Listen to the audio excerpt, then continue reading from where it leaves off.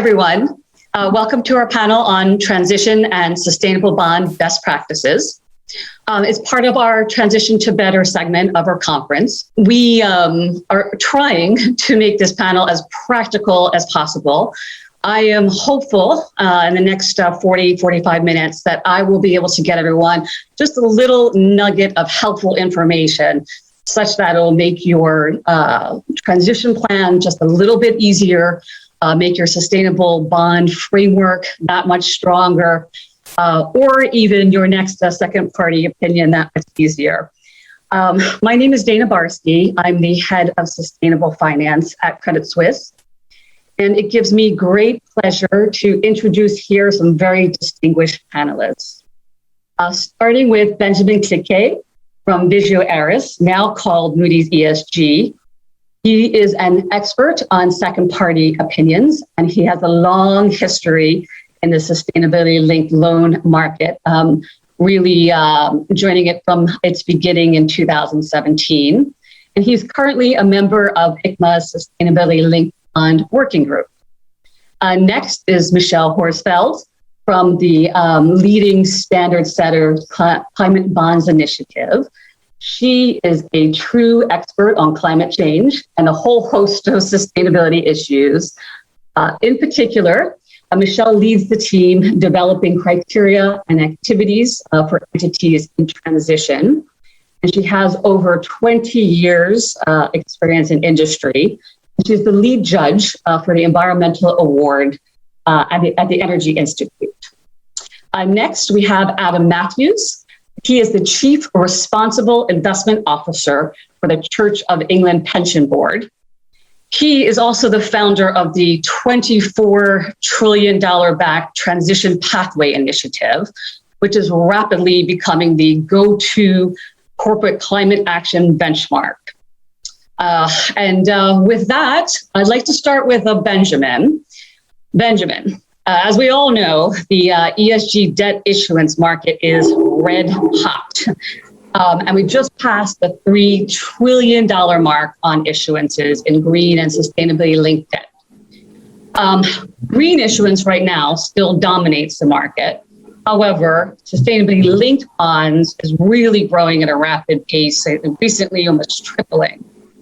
You once mentioned to me that issuers have asked you whether or not they should issue an SLB or a green bond, and what advice do you give them? And maybe if you can get into some of the specifics as well, that would be great.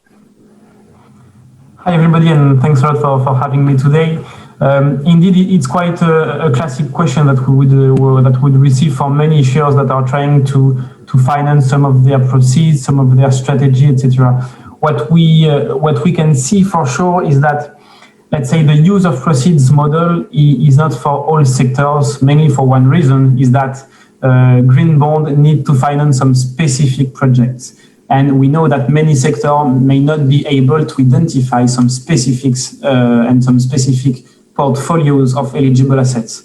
So let's say in many sectors, it may be easier to go for the sustainability linked model because they won't have any constraints on the use of proceeds. So for all these sectors, for sure, it may be in a way a bit easier to use and to issue an SLB and then to define some KPIs. So as a reminder, the sustainability linked model would be based on a few KPIs and targets that should reflect actually the most material issues, the most material sustainability issues of the company.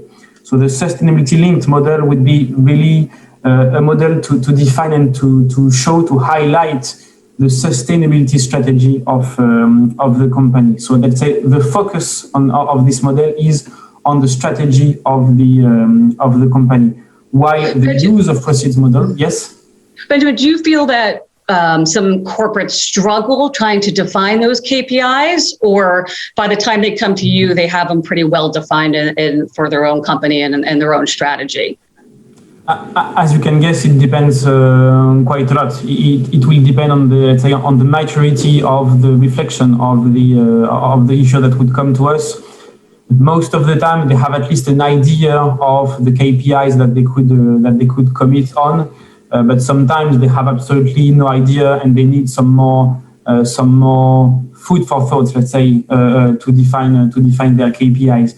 There are more and more lists and more text to advise companies on what KPIs they could choose. We know that the ICMA is also working on these and to publish some more and more standards to guide issuers to define their KPIs.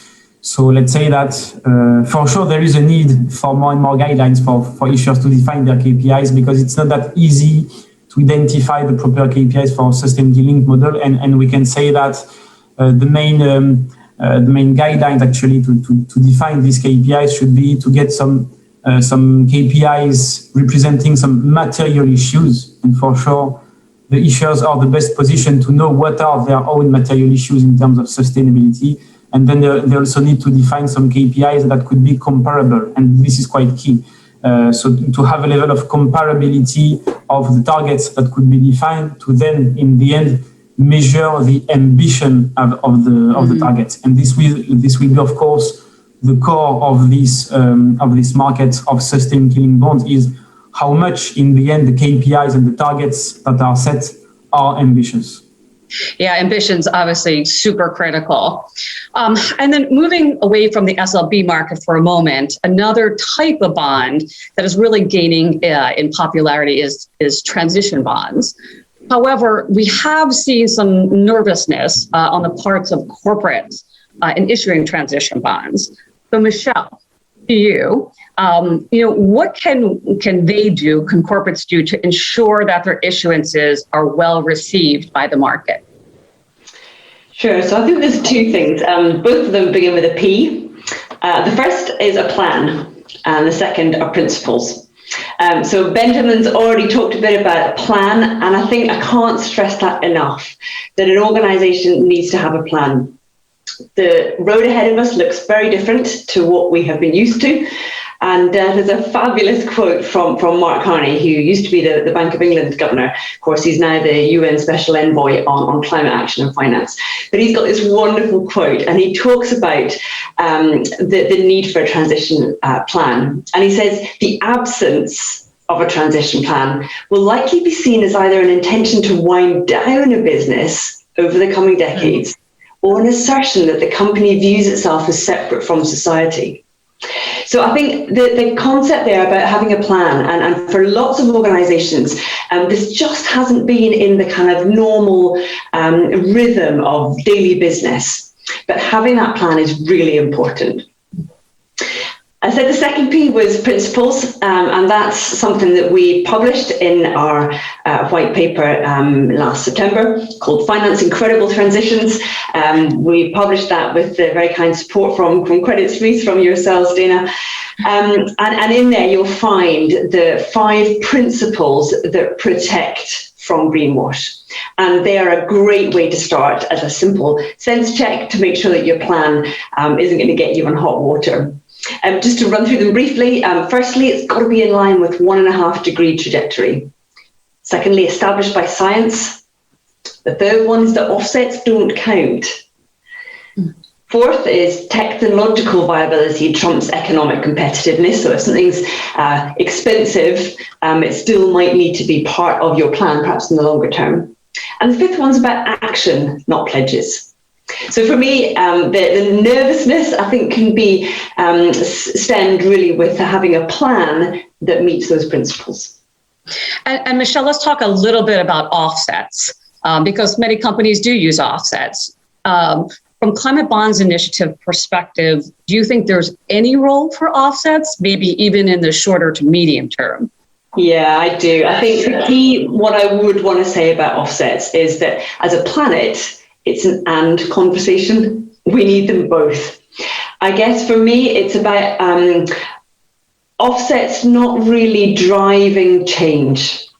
So I think they do have a role in terms of perhaps the residual emissions, but in terms of wider transition plan, what we have seen so far, the evidence doesn't show that an organisation who had offsets as part of that plan is actually having the real drive for change that is needed. And that's the kind of thinking behind that third principle.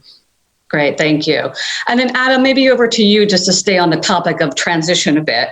As a thought leader in this space and as an investor, what do you think is important for a company to have in their transition plan? What should they look to be putting out? Well, first of all, thanks for having me on the panel and completely reiterate all the 5 points that Michelle outlined. They're all sensible things that you should be having if you want to credibly approach the transition.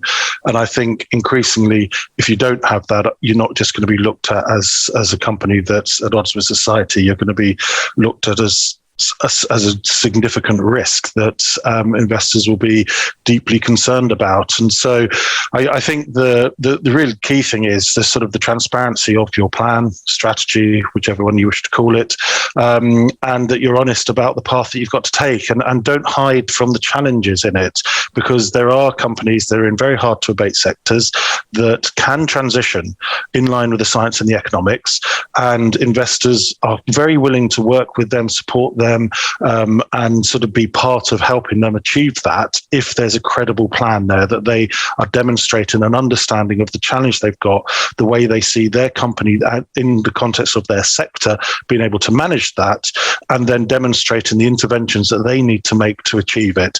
And if you've got that, you can build up a narrative and a confidence with those that are potentially going to invest in supporting that and walking alongside you, that can actually help you then achieve it. But equally, don't hide the challenge, because I think some of this is going to be over a longer term, and you've got to enable people to come with you. And I think how you sort of present that, and equally how you relate that to the short, medium and long-term interventions is going to be absolutely critical. But I think there's also a responsibility on us as investors. We want to help and support companies transition. There's lots of sectors that are high carbon that need to manage that are part of the demand that society has on what they produce, and we need to work with them to be able to help them transition. And so we have a role in this as well, in actually sort of setting out some of our expectations, supporting the kind of initiatives such as Climate Bonds Initiative, which I think is setting out very sensible steps, and then basically having that dialogue and trusting in that dialogue, because I think if you sort of don't, I think you'll find it hard to attract the support that you need. And Anna, when you say don't hide or be transparent, is it enough in the dialogue with investors, or do you think disclosures is a really critical component of that? Well, absolutely. You've got to have a sense of the challenge that you're addressing. You've got to have a way in which you are approaching it as a company, and demonstrating your understanding of that. I don't think it needs to demonstrate that you've got all the answers, particularly some of the longer term challenges that you're going to encompass, that there's going to be aspects that technology will evolve, interventions will need to be worked at, but you're acknowledging that that's part of your understanding, and that you've got efforts to work with others to try and navigate those challenges. And some of these companies and sectors will only be able to challenge when regulation changes as well. So I think acknowledging that, being clear around it. So I think all of this is sort of demonstrating you understand the challenge you've got and what you're trying to do, and how you can see your business flourish in navigating that. And I think having confidence in that, including identifying in those areas where there's work that still needs to be done, is building up confidence in your investors. And then I think you can have an expectation that they can walk with you in this journey. We very much wish to do so and want to do so. We don't want to walk away from hard to abate sectors if there's credible ways in which they can transition. And we see a really important role for transition finance to help companies achieve their goals and to succeed and to navigate the transition. Yeah, that's great. And I know all three of us here share your belief as well. Just to change topics just a little bit, the name of this panel is Best Practices. It's Preparation, Planning, and Pitfalls. I'm going to give one to each of you. I think, Benjamin, back to you, starting with preparation. In your experience, what are the main challenges faced by issuers as they prepare for sustainable issuances? Well, if we could focus on the use of proceeds model, meaning green, social, sustainable bonds, the first focus, of course, would be the identification of eligible assets. So, of course, let's say the definition of the portfolios that could be financed through this type of financing. This would be the main challenge. And what we can say that it's also important to think about what is in the current pipeline, but as well what could be financed in the future. So as we know, we are always working with some frameworks, some financing frameworks. So these frameworks will be usable for a certain period of time. And so issuers have to think about this full period and not only on the short term, let's say. So this, the identification of eligible assets would be for sure the second one could be, of course, the demonstration of the benefits in the end. So how to align with standards such as the climate bond initiatives, and how to demonstrate the actual environmental or social benefits of the investments that we are making. This demonstration with all kind of reporting, which is in a way a separate challenge, but all the reporting to demonstrate the benefits of these investments would be an absolute challenge for issuers. Mm-hmm. Great, thank you. And then Michelle, over to you on planning. What is your advice to corporates thinking about how they might tackle transition? Yeah, so I think what we've seen in plans is that there's three key features that a plan's got to have. But the first one is the most important, and that's ambition. Benjamin mentioned it in his opening remarks, and I would reiterate it. The ones that we've seen that are the best ones are ones that are really ambitious. It's very easy to sort of say, oh, we'll make little improvements, or we'll be a bit better than last year. But what we're really looking for here is in line with Paris. What does it mean for your company to be in line with Paris, to align with what the Paris Agreement was all about, to try and get to limiting our global warming to 1.5 degrees? So ambition is really one of the key things that has got to be talked about. It's not easy. And for a lot of companies, it's asking some really, really hard questions. But I would just echo Adam's point there about the honesty piece. I think it's okay to say, look, we actually don't know yet what that might look like. Or perhaps it's a commitment to the 2050 net zero, but, we can work out maybe what we're going to do in the next 5 years, maybe the next 10, but beyond that, we don't know. And I think that honesty is quite a key part of it. That's actually, it is amazing here, both of you say it so openly, because I think there probably are a lot of corporate issuers out there that are hesitant that they don't have all the answers. So I think that's very reassuring that everyone really on this panel is very open to that aspect of it. Yeah, and I think the key on that, actually, it's funny, because often people sort of say, oh, a bit nervous, don't want to be first ones out there. But I think everybody recognises this is quite a nascent field. It's new. But, the people that are out here, like the three of us on this panel, we're, happy to talk and chat and sort of explain, what is good and what good looks like. But I think it's also used referring to the International Capital Markets Association, the ICMA, their kind of high level overview for what needs to be included, because they also talk about having a strategy. The second point they highlighted about it being material, and that's another piece I think is really important. The other bits are about science-based, and again, their fourth one, transparency, like we've already talked about. But I think so ambition is key. I think the other two parts that I would highlight, one is inclusive. So it's got to cover all of your activities, not just the bits that you feel able to do something about. And that kind of talks to that whole sort of materiality bit, which is highlighted in the ICMA principles as well. And then the third one, which we talked about, is flexibility. So climate bonds, obviously, we're well known for our work in the green bond space, but actually I think, there are a lot of actors in this space who wouldn't dare to issue a green bond, but are, big contributors to the emissions profile globally, and have an enormous role to play. And that's where, transition bonds can come in. We could look at sustainability-linked bonds. We could look at, all sorts of other kind of financial mechanisms. And I think, so that's my third point, is about there's room here for flexibility. It could be asset-backed securities. There's lots of options, I think, in terms of the financial mechanisms that are used. And when you say can come to climate bonds, and Benjamin, this is to you as well, how open are you to really a dialogue with corporates early who maybe aren't quite sure how ambitious they could be or what the right KPIs are, how early can they come to you both? Ben, do you want to take that one first?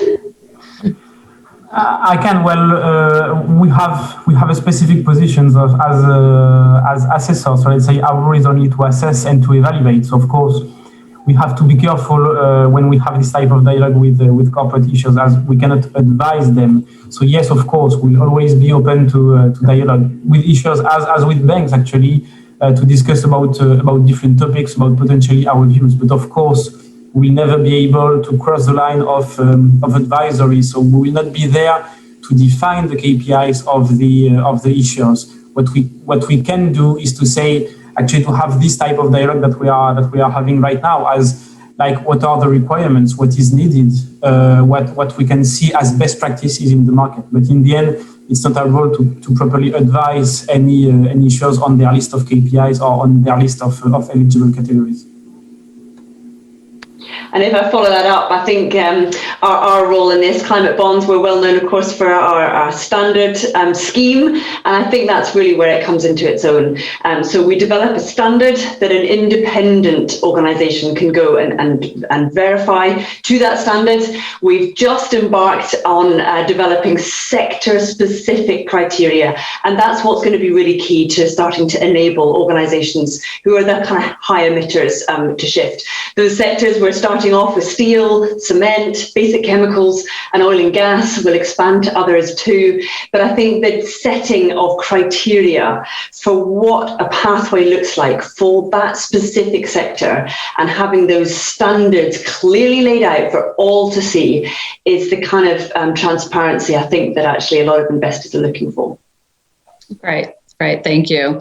Adam, over to you. You get pitfalls. What do you see are some of the pitfalls out there? Yeah, I think it's worth just taking a step back and just observing what's happening in terms of the whole investor movement on issues like climate change, which will clearly be reflected in other issues as well. We've moved very rapidly from sort of engaging companies that are listed primarily, having very heavy focus on listed companies, wanting them to set targets. We're now moving to whether the targets are good enough, and now it's whether you've got a plan to deliver those targets, and whether the plan's credible, and whether your capital expenditure's lining up to it, and whether you've got whether you've got financing needs to achieve those plans. And we're sort of moving down this path of complexity as investors.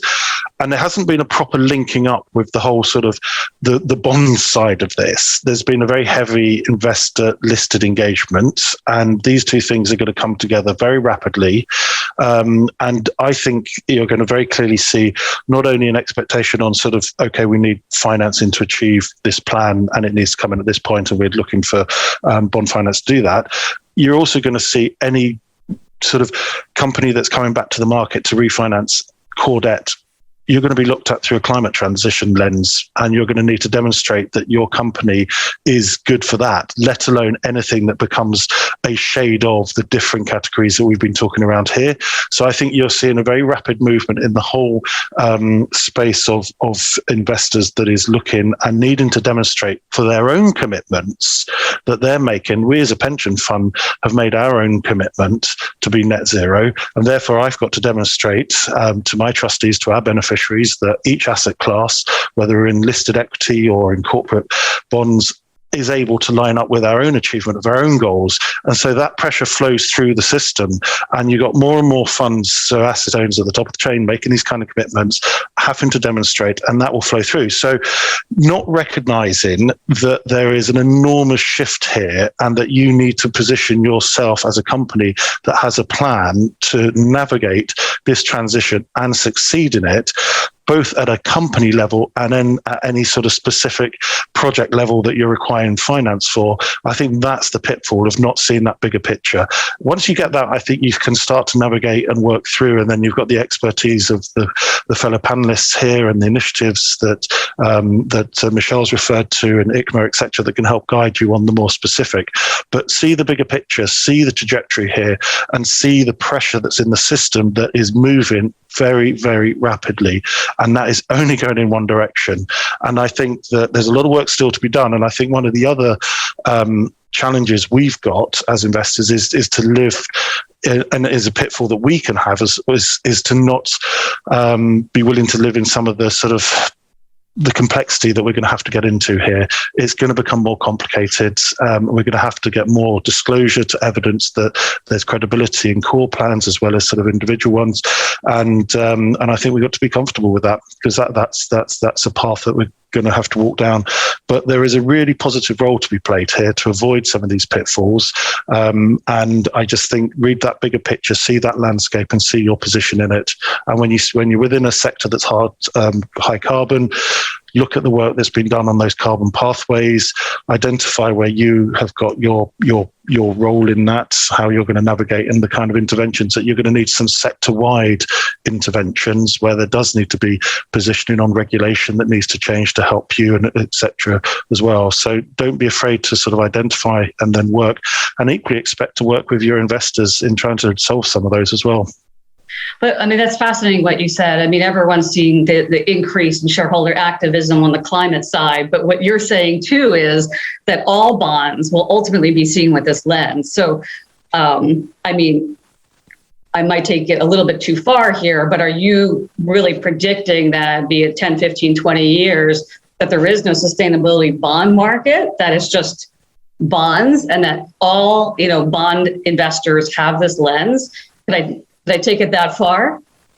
Well, I think you're gonna see everyone's refinancing. I mean, look, as an example, the Transition Pathway Initiative, we assess 400 listed companies at the moment. We're just about to start profiling non-listed companies for corporate debts, and we will be running the data of all their refinancing and their existing debt alongside the TPI assessment. So that information will sit alongside each other, joining those two things together. Very clearly, there's a climate assessment at a macro level of a company, whether they have competence on climate within their management, and whether they have targets that are aligning to the goals of the Paris Agreement. And alongside that will be all of their debt.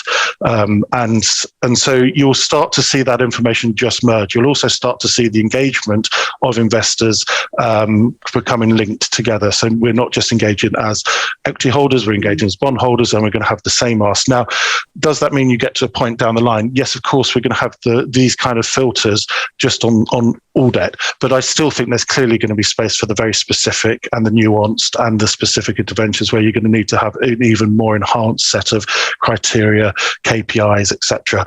That's unquestionable, because that will be where you get into the detail and the credibility of judging those individual interventions and their separate judgments as to whether you're willing to sort of finance that intervention for that purpose. Okay.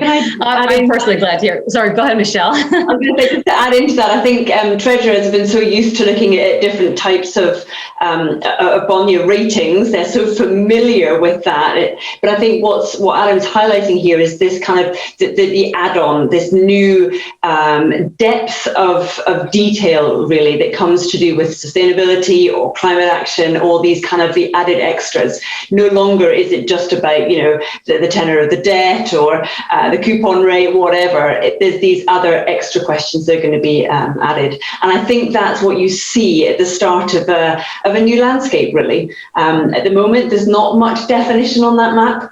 But I think as we go through the years, we will start to put more colour and depth in that map. So we get a bit of a better flavour for what does it look like. And we can obviously use that map and read it much better.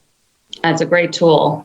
So sticking with the theme of best practices, and this is open to the group, can anyone give an example of an issuance, of a sector that's done it right, of a specific issuance in a sector that's done it right? And what did that look like? Are there any learnings from that?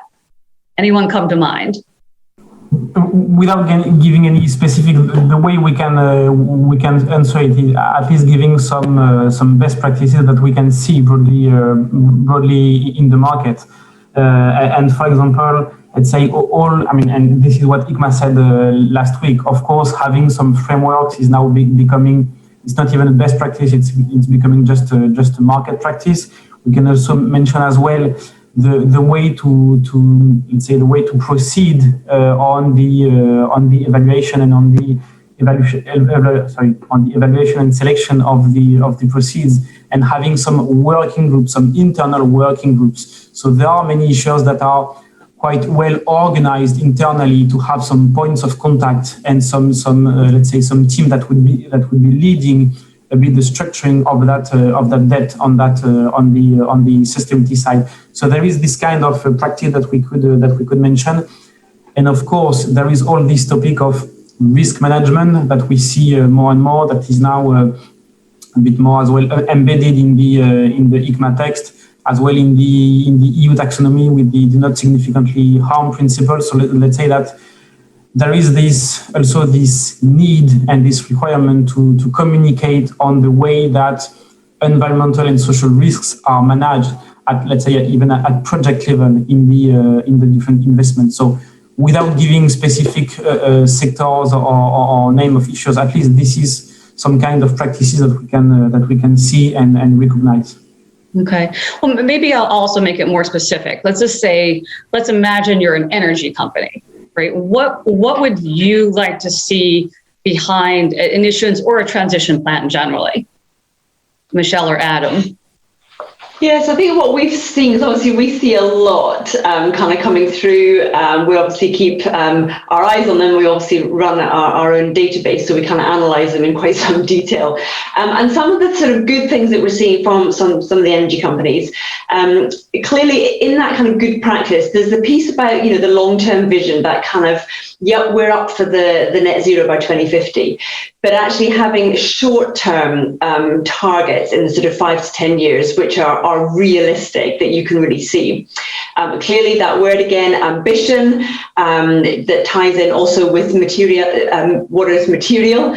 It's very easy to put targets on things that actually aren't the key part of your business. And then we've seen some other good practice. A recent example clearly showed, for example, the governance, the remuneration of their top executives and how that was tied in. So, that gives you an ability to see how it's actually going to be able to be delivered or not. Likewise, CapEx, some indication of, the percentages of CapEx, because that allows an investor to say, is that a credible amount, given the scale of your business? And then the last one, which I've not seen a great deal of good examples for, is a clear sort of overview of your role as an entity in R&D, research and development. For those sectors that are really hard, that, we talked about the transparency earlier, where you don't have a clear idea how to get to reduce some of those emissions. What's been missing, Michelle, in that R&D point that you just made? What's been missing that you would have liked to have seen? Yeah, so it's that piece about kind of acknowledging that, we've got a gap here, and it's that demonstration of here's how we're going to fill it. We're supporting X activity, this bit of research, we're doing pilots in our operations, we're partnering, we're collaborating, whatever it is that gives an outside objective viewer some level of comfort that they've got a gap and they're doing their best to fill it. But I think the key thing, I'll say it again, it's that piece about ambition. It's not enough just to be a little bit better than you were last year. It's really about, are you aligning with the goals of Paris? Yeah, and building on that, I think I'd be much clearer. It's short, medium, long-term targets. You have to have those. They have to be directly, the executive needs to be incentivized to achieve them and demonstrating that remuneration link. And Michelle's absolutely right in that regard. Equally, the kind of your disclosure metrics, that you are disclosing all material emissions, that your targets are covering all of those, and that you're absolutely transparent around it. And then the plan to achieve those targets. And within that plan, how your capital expenditure lines up to achieving it. Now, we've only just started making disclosure requirements on capital expenditure alignment. And when Climate Action 100 of the 161 companies that engages with asked that, very few companies have those kind of metrics for public disclosure yet. I suspect that information will change quite rapidly, because now it's been codified in some indicators we are asking through TPI and the like. So, but the other aspect is also how you see your plan in the context of the sector that you're operating in and the value chains within which you are connected to, how you see that sort of interrelationship of achieving your objectives, because often it will be dependent on other actions, and having that sort of understanding is important. And within that, I think that the different technologies and the different policies that you're going to need to see to be able to achieve it, having the gain that understanding. Now, some of that can be done at the sector level, working with peers. Some of that is going to be specific to your company and to your plan. And I think setting that out, being transparent, being clear is going to be really important, and actually being sort of demonstrating your understanding of how you're going to navigate it. And Adam, for a corporate issuer who just fundamentally knows they're a little bit behind their peer group, what advice might you give them, to help them along? Well, I think first of all, acknowledge where you are, and if your intent is to try and get yourself ahead of the curve from your current position, then great. I think you've got to really understand the challenge and how you are starting to look at it. And don't be afraid, as we said earlier, to sort of set out the challenges you're seeing for yourselves and sharing that. And I think there's lots of processes now in train within different sectors that are trying to map the pathways for those sectors. And you'll see the kind of criteria that become attached to that. So look at those areas where you can draw that knowledge from. Have those conversations with your shareholders, and equally with your those that are financing you, because and your banks, etc. All of us. I talk to the banking community. I talk to the insurance industry. Talk to the rest of the investor community. All of us are now ourselves under individual pressures to demonstrate that we're playing our role and we're trying to manage our risk and support societal objectives of achieving the Paris Agreement. And I think you can talk about this to all of those aspects that you touch the finance system, and be open about the challenges and how you're beginning to try to approach them. Not doing that is a far greater risk, and you'll come rapidly unstuck, and you'll become, to be honest, you'll become part of history, because things will move so rapidly. So do seek that advice, find good experts that can help you, and then look at where there's the collaborative efforts that are trying to pool knowledge, define good practice. And if you're looking at disclosure kind of criteria, look at the Climate Action Net Zero Company Benchmark. There you've got a very good set of detailed disclosure, all the sort of underlying indicators that are identified of what you need to sort of be looking at. Those are tools that investors are relying on, and they will be determining our views on you across a range of areas. I love this. I think it's so important to this communication, to be transparent, to be, acknowledge where you are in the transition plan. I think that's just so great that you guys are so open about that. So I would say, if I were to pick two themes so far, I'd say one would be transparency, and the second would be ambition. Another really key point here. In our last few minutes, would anyone like to give one more, I'd say, piece of advice, a little nugget of advice to our corporate clients out there who might be listening? Michelle. Sorry.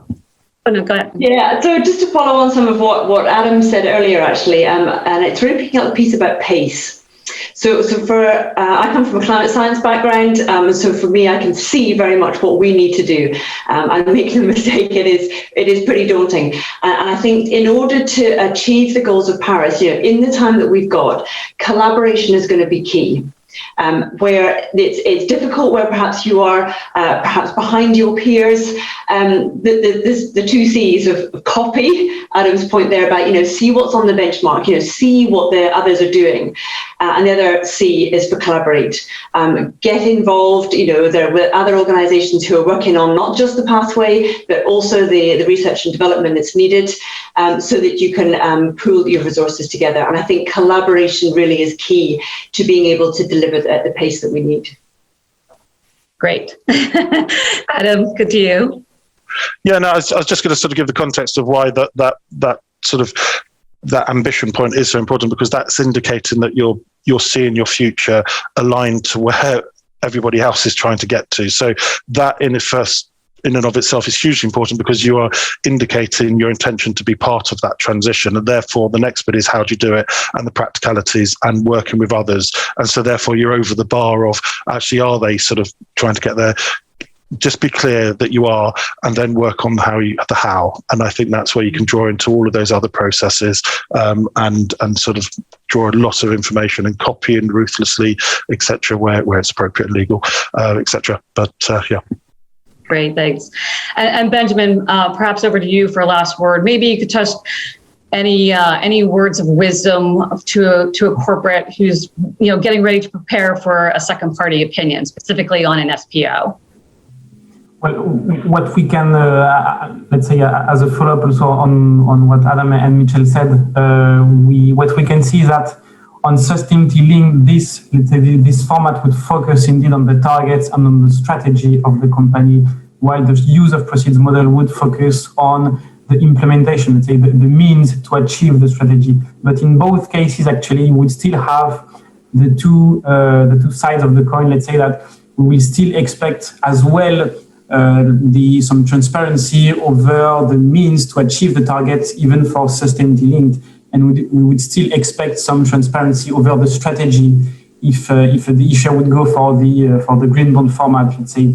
So just to remind as well to ensure that in the end we still expect both some transparency over the strategy and as well some transparency about the main investments that would be made in order to achieve the main targets. And as well to completely confirm what has been said on outside of the labeled bond, let's say outside of the labeled debt, it's always absolutely relevant to also communicate about the ESG credentials of the company. So even if the issuer wouldn't go for a sustainability linked, a green, a social, or sustainable, but still explaining what is being done in the company about ESG, about sustainability, about targets, strategy, and investments, even if the issuer is not targeting any alignment with the ICMA or even with the EU taxonomy, even outside that, of course, it would still be absolutely welcome to communicate on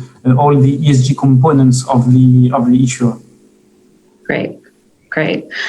Well, I'm afraid we're running short on time. So I think we just wanted to thank you, Michelle and Benjamin and Adam, for joining. I think there has been a lot of great takeaways here, particularly, again, I think being, the point on transparency is just really so critical.